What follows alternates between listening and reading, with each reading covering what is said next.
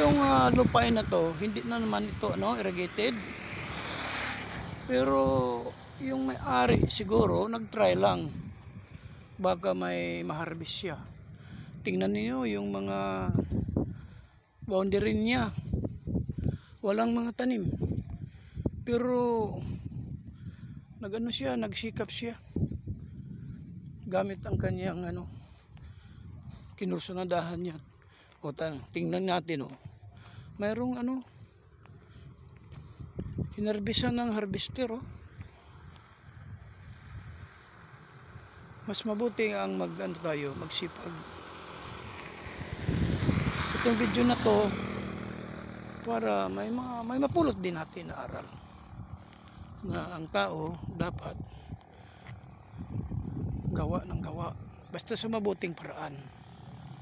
Wala tayong tinatapakan na tao. Gawa lang. Mayroong Panginoon na mag-bless sa atin.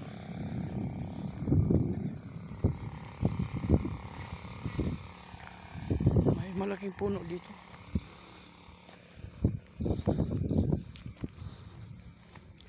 Sabi pa ng may kasabihan, pag may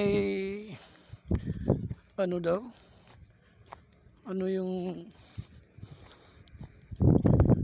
may linaga, sa Tagalog,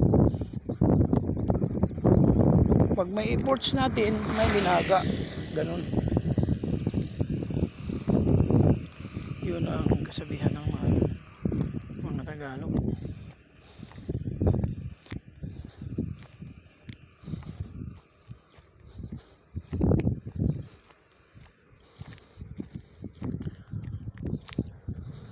Pag walang gawa, walang linaga.